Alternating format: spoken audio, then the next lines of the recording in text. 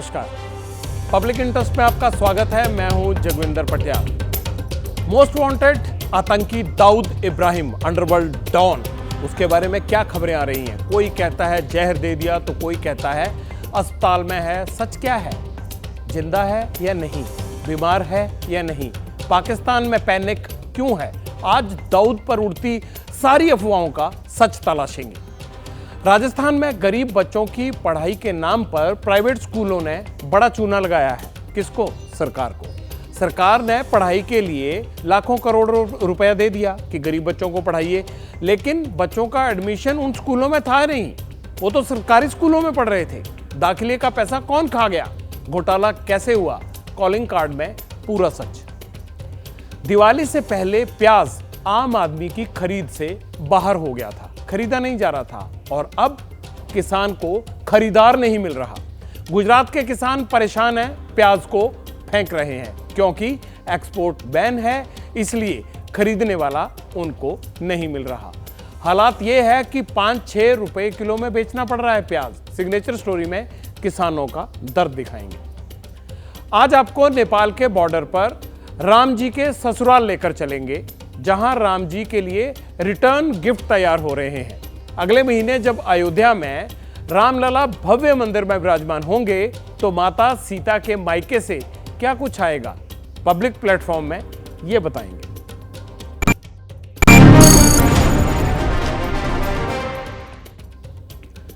चलिए राजस्थान चलते हैं। पाकिस्तान की खबर हुई। राजस्थान में गरीब बच्चों के हक पर प्राइवेट स्कूलों ने डाका डाला है। राइट टू एजुकेशन स्कीम के तहत सरकार बहुत से प्राइवेट स्कूलों को बच्चों की पढ़ाई का पैसा देती है, लेकिन बच्चे सरकारी स्कूल में पढ़ते रहे और प्राइवेट स्कूल सरकार से पैसा लेकर खाते रहे। ना सरकार को ये बताया कि ये बच्चे हमारे पास शिक्षा नहीं ले रहे हैं। सरकार को इससे कितने करोड़ का चूना लगा, इसका आंकलन फिलहाल किया जा रहा है। लेकिन क्या है ये पूरा मामला? कौन है इस शिक्षा घोटाले के असल जिम्मेदार? प्राइवेट स्कूल के राइट टू एजुकेशन वाले गोरख धंधे में सरकार के दलालों की क्या भूमिका है? ये मामला बच्चों से जुड़ा हुआ है, उनके भविष्य का सवाल है, इसलिए पब्लिक इंटरेस्ट में हम पूरी पड़ताल लेकर आए हैं। ये रवीना है, राजस्थान में जोधपुर के भदवासिया के राजकीय उच्च माध्यमिक स्कूल की 6ठी क्लास की छात्रा। भदवासिया की तंग गलियों में पब्लिक इंटरेस्ट की टीम रवीना की तलाश में पहुंची। हमें रवीना का घर मिल गया।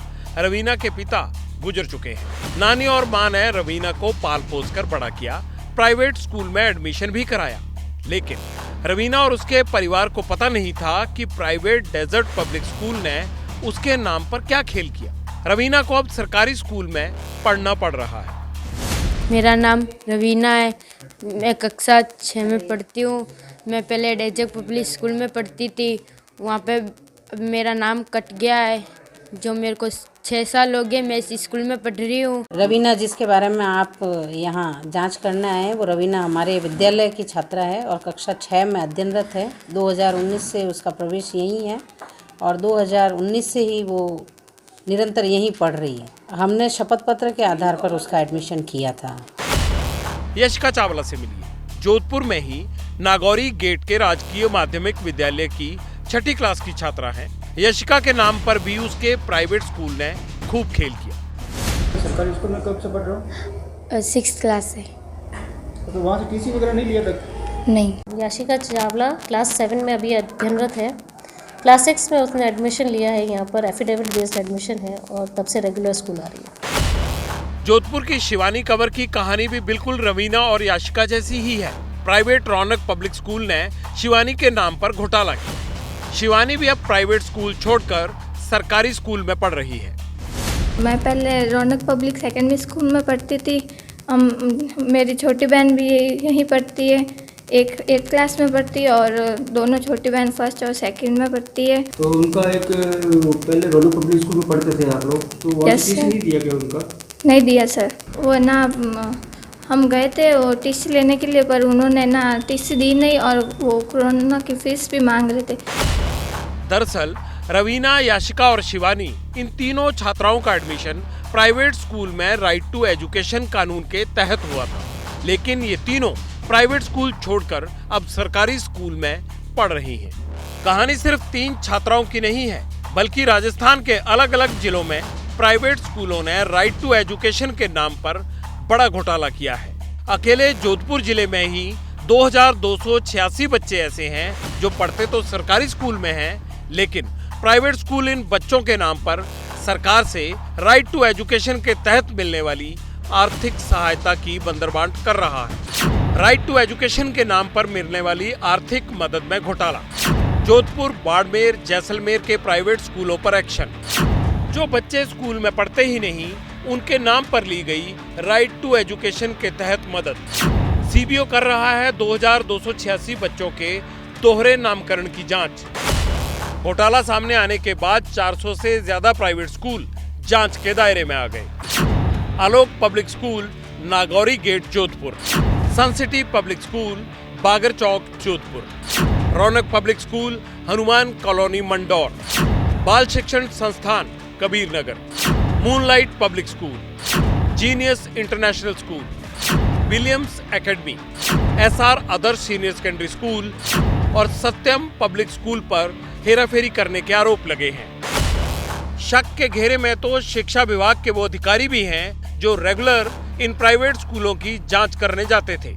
सवाल उठ रहा है कि क्या ये घोटाला अधिकारियों की सरपरस्ती में हुआ है? निजी विद्यालय जिनमें आरटी के तहत विद्यार्थियों का प्रवेश हुआ, उन्हीं विद्यार्थियों का राजकीय विद्यालयों में नामांकन पाया गया और उन्हें यूनिफॉर्म सिलाई भत्ते की जो राशि आहरण के लिए प्रस्ताव भेजे, जिसके आधार पर ये चीज़ पकड़ में आई और उनकी जांच करने के लिए संबंधित जिला शिक्षा अधिकारियों को उनसे पूरी रिपोर्ट मांगी गई थी। उस रिपोर्ट को यहाँ मंगवाकर उसकी जांच की गई। जांच होगी, कार्रवाई की जाएगी, लेकिन प्राइवेट स्कूलों ने सरकार के राजस्व को जो करोड़ों का चूना लगाया है, क्या उसकी रिकवरी हो पाएगी? भजनलाल शर्मा अगर कराएंगे जांच तो क्या गहलोत के अफसरों पर आएगी आंच? ये बड़ा सवाल है। राजस्थान में शिक्षा विभाग की नाक के नीचे प्राइवेट स्कूल ये खेल करते रहे और विभाग को पता नहीं चला। ऐसा कैसे हो सकता है? इसीलिए घोटाले में शिक्षा विभाग के अधिकारियों पर भी संदेह की सुई घूम रही है। इस घोटाले का खुलासा आखिरकार हुआ कैसे? दरअसल स्कूलों को यूनिफॉर्म के लिए सरकारी फंड दिया गया था। इसके बाद सरकारी और प्राइवेट स्कूलों का डेटा मैच किया गया। सारे सरकारी स्कूलों में डबल एडमिशन मिले, यानी एक बच्चे का नाम 2 स्कूलों में कैसे हो सकता है कि प्राइवेट में भी पढ़ रहा है और वो सरकारी में भी? आरटीआई में ये बात और साफ हो गई। शिक्षा विभाग के इस पूरे गोरखधंधे के चलते राजस्थान में लाखों बच्चे हैं जिन्हें सरकारी स्कूलों में पढ़ना पड़ रहा है और उनकी फीस और खर्चे के पैसे प्राइवेट स्कूल खा रहे हैं या ले रहे हैं। राजस्थान में राइट टू एजुकेशन के तहत 2,75,000 से ज्यादा बच्चे पढ़ते हैं। आरटीई यानी राइट टू एजुकेशन के दायरे में 12वीं क्लास तक के स्टूडेंट आते हैं। आपको पता भी होगा लेकिन फिर भी बता देते हैं। आरटीई यानी राइट टू एजुकेशन पर 2022-23 में तत्कालीन गहलोत सरकार ने 46 करोड़ रुपए खर्च किए थे। इसमें गरीब बच्चों के किताब और ड्रेस के लिए भी फंड्स दिए जाते हैं। आरटीआई के मुताबिक अकेले अगस्त 2023 में जयपुर में 24 स्कूलों ने राइट टू एजुकेशन का उल्लंघन किया। देखिए पैसा मिलता है फिर भी प्राइवेट स्कूल कैसे वायलेट कर रहे हैं नियमों को। राजस्थान में सरकार बदल गई, भजनलाल शर्मा अब नए सीएम बन गए हैं। अब सवाल ये है कि क्या पब्लिक इंटरेस्ट में सरकार इस घोटाले की जांच का आदेश देगी और क्या गहलोत सरकार में गरीब बच्चों के नाम पर ऐंठी गई सरकारी रकम का प्राइवेट स्कूलों से हिसाब लिया जाएगा?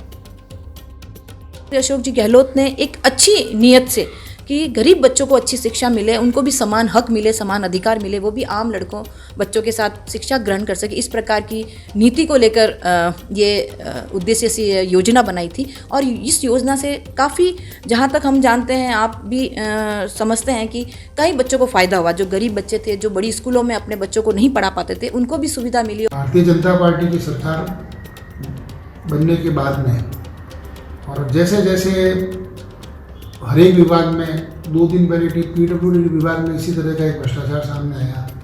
आज सुबह मेडिकल डिपार्टमेंट की कार्रवाई की तो वहाँ पे भी इस तरह की पोल खुली और आज वापस ये जब शिक्षा विभाग की ये जानकारी मिली तो मेरे को ये समझ में नहीं आ रहा है कि 5 साल सरकार ने, ये तो अभी सिर्फ ट्रेलर है, और इस सरकार ने 5 साल तक किस तरह से लूट खसोट की और जनता के साथ ये धोखाधड़ी की, ये एक सीमा से और सोच से भी परे है।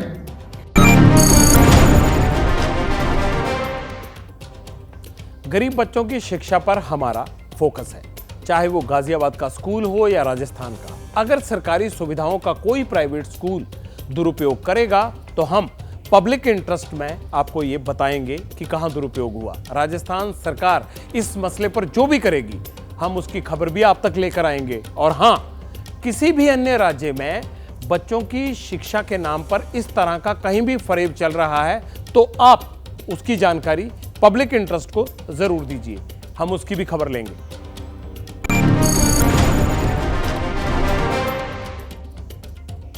खबर तो आज आपको प्याज की भी दिखानी है, वही प्याज जो कुछ दिन पहले तक आपकी जेब को जला रहा था। पूरे साल रसोई में राज करने वाला प्याज एक बार फिर दरबदर होने लगा है। वजह वही पुरानी है, प्याज की कीमत जो आसमान पर रहती है तो प्याज खाने वालों का जायका बिगाड़ता है, और कीमत जमीन पर हो तो उगाने वालों का मिजाज खराब करता है। जैसे इस वक्त गुजरात के किसान, उनका प्याज के कारण मिजाज गर्म है।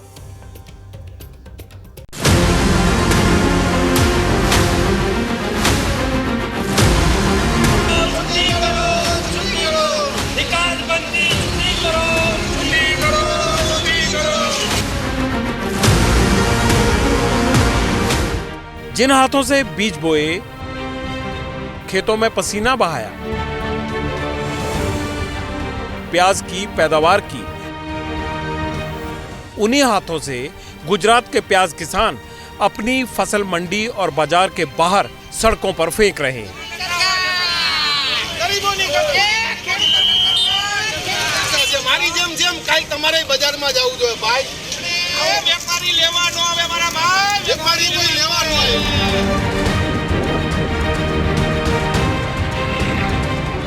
ये राजकोट के किसान पंकज भाई पटेल हैं। प्याज की बुआई करके 4 महीने जमकर मेहनत की, जैसी उम्मीद थी वैसी फसल भी उगी, लेकिन ना तो फसल की लागत निकल रही, ना ही मेहनत की कीमत मिल रही है, क्योंकि निर्यात पर सरकारी पाबंदी लगते ही गुजरात की मंडियों में प्याज मंदी की चपेट में आ गया है। बहुत अच्छा दाम खेडूत को मिल रहे थे प्याज का, लेकिन सरकार ने अचानक ये निकास बंद कर दी और दूसरे देश में ये जो प्याज हमारी है 20 से 40 mm की जो प्याज है वो बाहर के नेपाल और बांग्लादेश में बहुत बिक रही थी, लेकिन अभी ये हुआ कि सरकार ने निकास बंद कर दी। ऑर्गेनिक प्याज उगाने वाले कृष्ण राज जडेजा और परेशान हैं। प्याज की फसल काटनी शुरू कर दी, लेकिन बाजार में मंदी के चलते खरीदारों ने हाथ खींच रखे हैं। ये कहना चाहता हूँ आप एबीपी के माध्यम से कि हमारी सरकार या उसके अंदर जो जिम्मेदार है वो अपनी ये किसान की परिस्थिति देखे। जो फसल हमारी रेडी हो गई और खेत में पड़ी है तो खेत में पड़ी वो बिगड़नी ही बिगड़नी है, तो हमें ये उत्पादन का भाव नहीं मिलेगा। कहीं रोड पे किसान फेंक रहे हैं, उसको खर्च इतना चल गया और वो जो ऐसा भाव नहीं मिलेगा तो आत्महत्या तक चले जाते हैं किसान।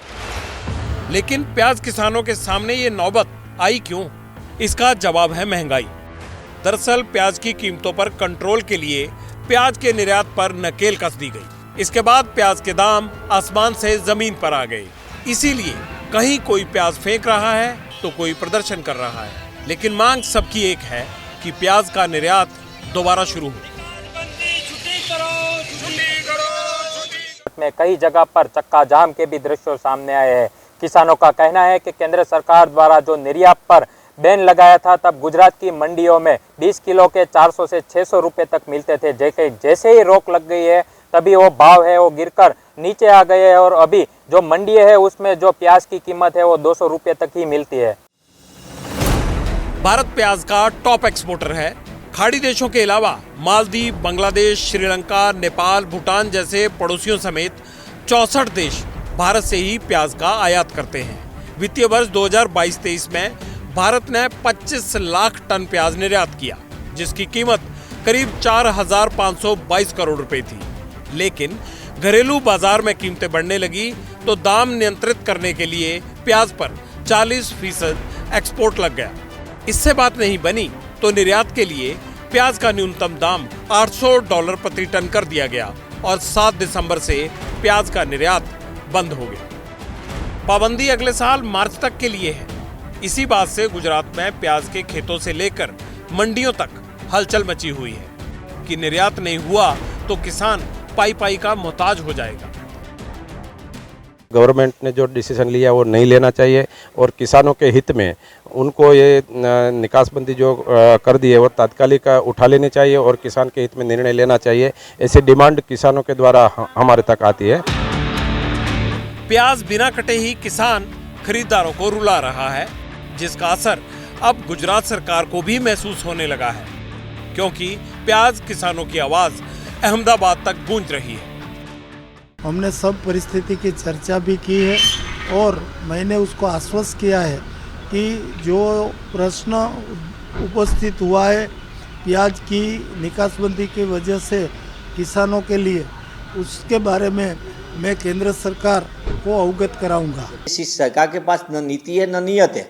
सरकार एक तरफ से अपने मनमानी करके निर्यात पे रोक लगा देती है। वो नहीं चाहती है कि किसान को मिनिमम सपोर्ट प्राइस मिले, एक लेवल तक का मिले। प्याज में तो ये कुछ रखते नहीं, ऐसी नीति ही नहीं बनाई है। केंद्र की भाजपा सरकार अपने नीति से ये किसान की जिंदगी जीने के लिए मुश्किल कर दिया।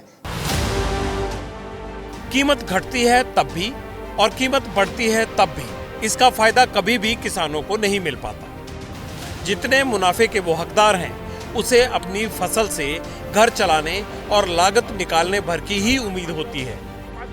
लेकिन एक्सपोर्ट पर बैन अगर इसी तरह से जारी रहा तो प्याज किसानों की ये समस्या गुजरात से फैलते हुए कई और राज्यों तक भी पहुंच सकती है।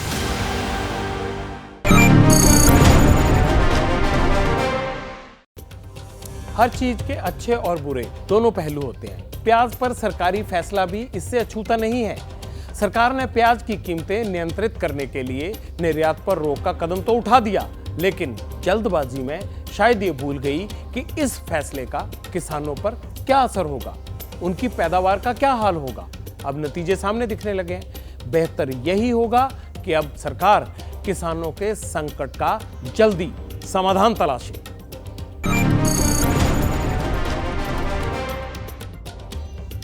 अब आपको बॉर्डर पार नेपाल लिए चलते हैं। नेपाल और भारत के बीच रोटी बेटी का नाता है। दोनों देश सिर्फ पड़ोसी ही नहीं है, बल्कि आस्था और अध्यात्म की हजारों साल पुरानी विरासत के साक्षी भी हैं। इसीलिए तो एक तरफ जब अयोध्या में राम मंदिर में प्राण प्रतिष्ठा की तैयारी हो रही है, तभी नेपाल के जनकपुर में भी राम जी के लिए रिटर्न गिफ्ट भेजने की बारी है। जनकपुर से अयोध्या तक क्या क्या आ रहा है, कितने लोग गिफ्ट लेकर आ रहे हैं, सारे जवाब सुशील कुमार की इस रिपोर्ट में आपको मिल जाएंगे। वक्त कम है, काम ज्यादा, तोहफे तैयार होने हैं, बारीक कारीगरी करनी है, लिहाजा सुबह से शाम तक काम चल रहा है। नेपाल के जनकपुर का राम जानकी मंदिर है ये। बाहर श्रद्धालुओं की भीड़ तो मंदिर के अंदर तरह तरह की नक्काशी से वो सामान तैयार किया जा रहा है जिसे मां सीता के ससुराल यानी रामनगरी अयोध्या भेजा जाना है। जब बेटी विदा होती है तो उनके साथ साथ जो है विभिन्न प्रकार की जो है सो उसका भार, सज्जा के तौर पे भार जो है हजारों संख्या के सामग्री सब जो है सो अर्पण किया जाता है। भार स्वरूप जो है सो किशोरी जी के साथ जाता है। 22 जनवरी की तारीख है जब अयोध्या में रामलला अपने भव्य मंदिर में विराजमान होंगे। ऐसे में भगवान राम की ससुराल और माता सीता के मायके जनकपुर में भी जबरदस्त उत्साह है। जनकपुर की घरबास परंपरा के मुताबिक माता सीता के मायके से उपहार जाएंगे, यानी जब कोई बेटी अपने नए घर में प्रवेश करती है तो मायके वाले अपने दामाद को सामान देते हैं। उपहार के लिए 1100 डोलियां तैयार की गई हैं। सभी डोलियों को लाल और पीले कपड़े में सजाया गया है। डोलियों में मेवा, मिठाइयाँ, मालपुए और दूसरे पकवान होंगे। इसके अलावा फलों से भरी 100 से ज्यादा डलियां। माता सीता के लिए लाल चुनरी, श्रृंगार और सुहाग के सामान होंगे। भगवान राम के लिए पीली धोती, कुर्ता और उसके साथ गमछा भेजा जाएगा। हम लोग खूब भरपूर उनके लिए खूब भार पकवान सब लेकर के जाएंगे। 3 तारीख का तय किया हूँ यहाँ से निकलने का, और 6 तारीख को पराब में रुकते हुए वहाँ पर जाकर के राम मंदिर में चढ़ाऊंगा। ज्यादातर सामान की पैकिंग भी हो चुकी है। इसे ले जाएगा कौन? 500 लोग जाएंगे जनकपुर से अयोध्या। 3 जनवरी उपहार लेकर जनकपुर से मिथिला के लिए चलेंगे। ये रास्ता जंगल के जरिए तय होगा जो हाईवे पर मिलेगा। बिहार के रक्सौल, बेतिया और गोपालगंज और फिर गोरखपुर होते हुए 5 जनवरी को अयोध्या धाम पहुंचेंगे। 6 जनवरी को अयोध्या के घर जनकपुर से लाया गया सामान श्री राम जन्मभूमि ट्रस्ट को सौंपा जाएगा। बताते हैं कि ये वही रास्ता है जिससे भगवान राम माता सीता के साथ जनकपुर से अयोध्या लौटे थे। ससुराल से तो स्वाभाविक है, सौगात लेकर के जाऊंगा, क्योंकि हमारे जानकी सीता का ससुराल में घर नहीं था, बहुत दिनों से विवादास्पद था, लेकिन बहुत बड़ी अब महल बनी है। वैसे जनकपुर यानी सीता मैया का मायका है कहां पर, ये भी जानना जरूरी है। काठमांडू से जनकपुर की दूरी 250 किलोमीटर के करीब है, जबकि बिहार के दरभंगा से जनकपुर का फासला 40 किलोमीटर का है। वाल्मीकि रामायण के मुताबिक जनकपुर में ही माता सीता का जन्म हुआ था। 1816 से पहले जनकपुर भारत का हिस्सा था, लेकिन 1816 में सुगौली संधि के बाद अंग्रेजों ने जनकपुर को नेपाल को सौंप दिया। जनकपुर की तैयारी देखी, अयोध्या में क्या हो रहा है, राम मंदिर का काम कितना पूरा हुआ। राम मंदिर का फर्स्ट फ्लोर 80% बनकर तैयार हो चुका है। अब पत्थर के फर्श की घिसाई और पिलर्स को कलाकार अंतिम रूप दे रहे हैं। दिसंबर के आखिर तक फिनिशिंग और फर्स्ट फ्लोर को तैयार करने का टारगेट है। समय पर निर्माण पूरा करने के लिए राम मंदिर परिसर में मजदूरों की संख्या बढ़ा दी गई है। मेरे ठीक पीछे जो आप देख रहे हैं ना, ये इधर तो लोगों के मकान है, लेकिन दूसरी तरफ जहाँ पर आपको वो निर्माण कार्य है और वो दिखाई भी दे रहा है, जिस तरह से वहाँ कंस्ट्रक्शन जारी है, वो पूरा राम जन्मभूमि परिसर है। आप थोड़ा दूर उससे जाएंगे तो वहाँ पर रामलला अभी उस जगह पर हैं जहाँ से उन्हें यहाँ आना है, यानी टाट से इस पूरे ठाठ तक का जो सफ़र है वो बस अब कुछ ही दिनों का जो है वो बाकी रह गया है। और देखिए, दिन रात 24 घंटे कुछ इसी तरीके से वहाँ पर काम इस वक्त जारी है। 22 जनवरी 2024 को प्राण प्रतिष्ठा के बाद भगवान श्री राम की चरण पादुकाएं भी रखी जाएंगी, जिन्हें देश भर में घुमाया जा रहा है। इसी सिलसिले में गुजरात के राजकोट पहुंची चरण पादुकाओं को श्रद्धालुओं के दर्शन के लिए रखा गया है। राम जी ने कैसा अयोध्या से नीचे गया, वही रास्ते से अभी पैदल से जा रहा हूँ अयोध्या को। अभी 4 महीना हुआ शुरू करके रामेश्वर में शुरू किया। ऐसा कर्नाटका, आंध्रा, महाराष्ट्र पूरा होते ही अभी आया। ये अभी इधर आया, अहमदाबाद परसों आया। कल सोमनाथ द्वारका देख के फिर चित्रकूट जाके चित्रकूट से पैदल से अयोध्या पहुंच जाता हूँ। भगवान राम की चरण पादुकाएं 1 किलो सोने और 7 किलो चांदी से बनाई गई हैं। राजकोट से इन्हें सोमनाथ ले जाया जाएगा, जिसके बाद द्वारकाधीश और बद्रीनाथ होते हुए ये चरण पादुकाएं प्राण प्रतिष्ठा महोत्सव से पहले 19 जनवरी 2024 को अयोध्या पहुंचेंगी।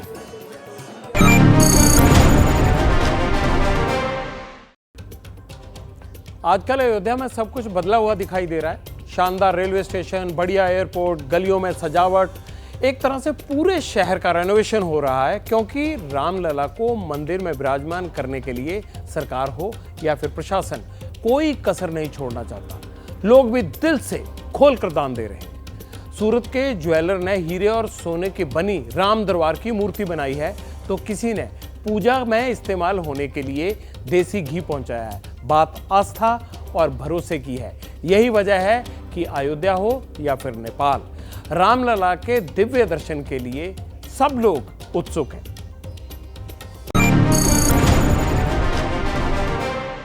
पब्लिक इंटरेस्ट में अब आपको सावधान करने वाली खबर बतानी है। ठंड बढ़ने के साथ कोरोना की रफ्तार एक बार फिर बढ़ गई है।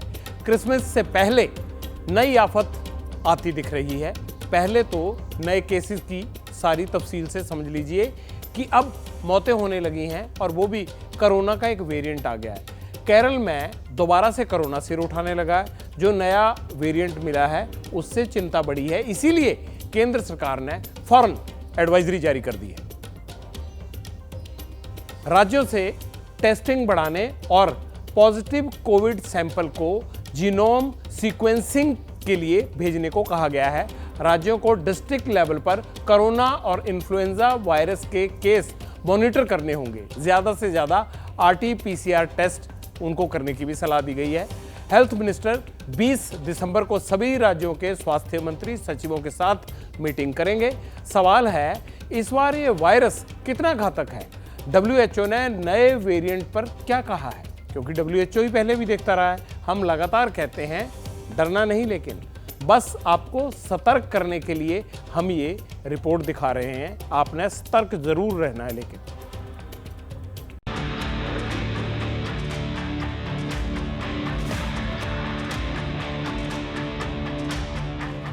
चेहरे पर मास्क, माथे पर चिंता और आंखों में हजारों सवाल।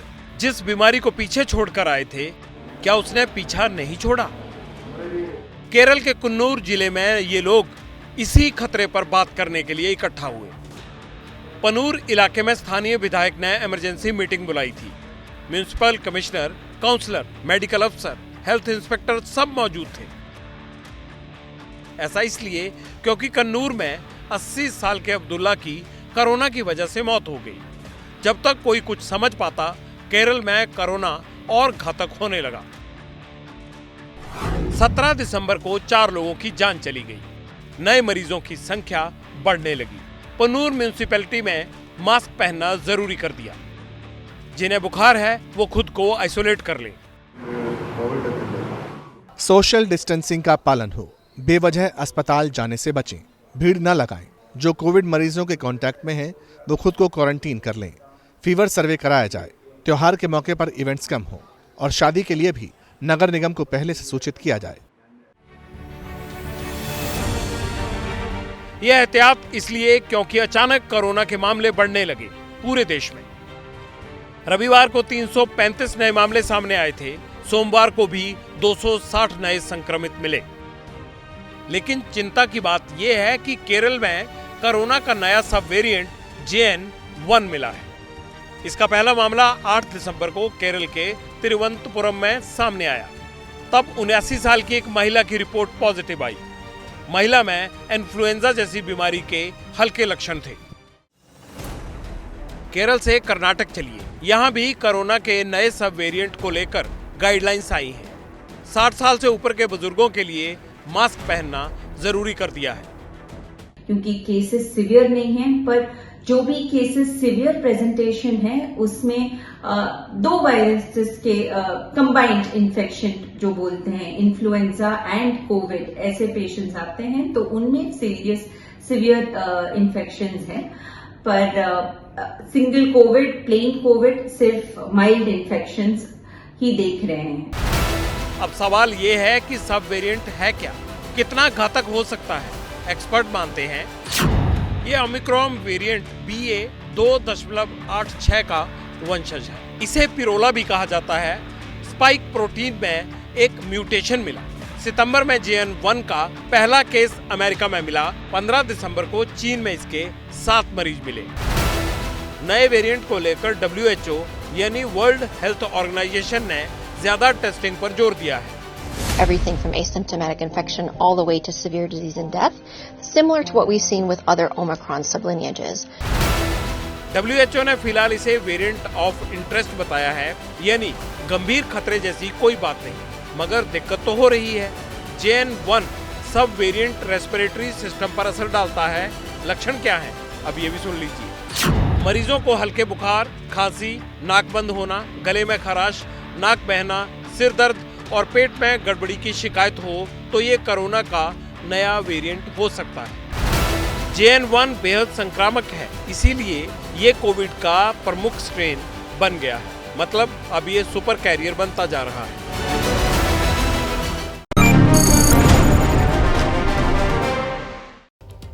ये तो था बीमारी का खतरा। अब इस वेरिएंट से बचना कैसे है? मुझे लगता है आप में से ज्यादातर लोगों को मालूम होगा, चाहे कोई भी वायरस हो, अगर वो संक्रामक है तो सोशल डिस्टेंसिंग जरूरी है। दूरी रखेंगे आप, मास्क पहनेंगे, हैंड सैनिटाइजर यूज करेंगे तो बहुत कम मुमकिन है कि अस्पताल जाने के चक्कर से आप बच जाएंगे। और अगर फिर भी वायरस की चपेट में आ जाएं तो घबराना बिल्कुल नहीं है आपने, कोई ज़रूरत नहीं घबराने की, इलाज हो जाएगा, आप ठीक हो जाएंगे। बस खुद को थोड़ा आइसोलेट कर लीजिए, यानी लापरवाही नहीं बरतनी।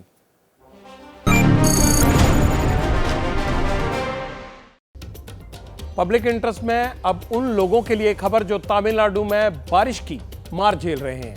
2 दिन से पानी बरस रहा है, बांध, नदियां, झीलें सब ओवरफ्लो जा रहे हैं।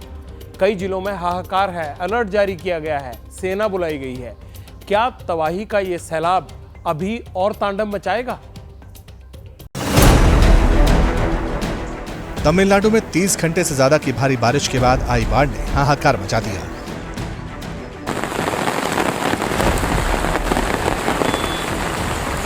तस्वीरें ने लाई की हैं, हर तरफ पानी ही पानी।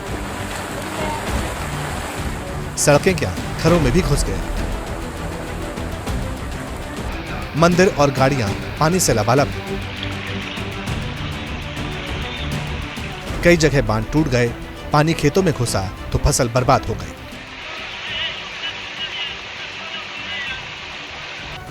तूतीकोरिन में बाढ़ का पानी बेपरवाह बहा तो रेलवे स्टेशन को अपनी चपेट में ले लिया।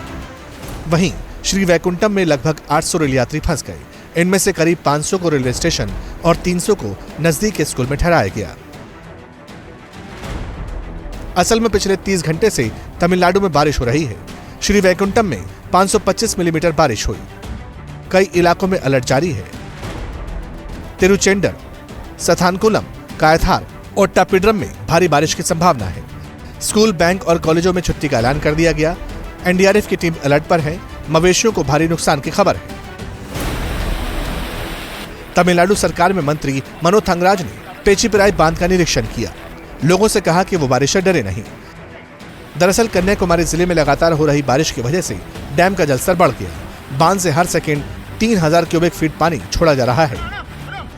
बाढ़ प्रभावित लोगों को हेलीकॉप्टर के जरिए मदद पहुंचाई जा रही है। कई जगह धान के खेत, सड़कें, रिहायशी इलाके और पुल सबके सब डूबे नजर आए।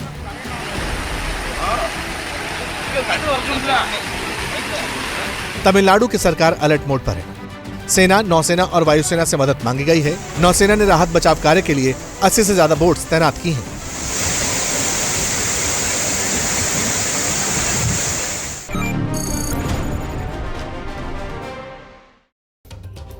चलिए, अब वक्त हो गया आपके कमेंट्स का। आपने शुक्रवार को लेकर हमारी खबरों पर क्या कमेंट्स दिए हैं, मनोज क्या कहते हैं। ये सब जंक फूड का कमाल है। आपने पारंपरिक भारतीय व्यंजन खाओ, कुछ नहीं होगा, विदेशी फूड छोड़ो। ये जो हमने दिल दगा दे रहा है कोरोना के बाद, वो खबर दिखाई थी, उस पर मनोज लिख रहे हैं।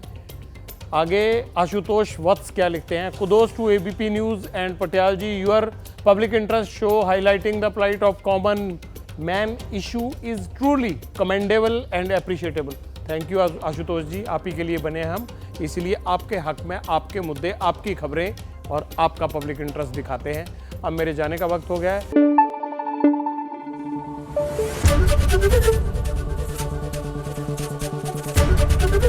एबीपी न्यूज़ आपको रखे आगे।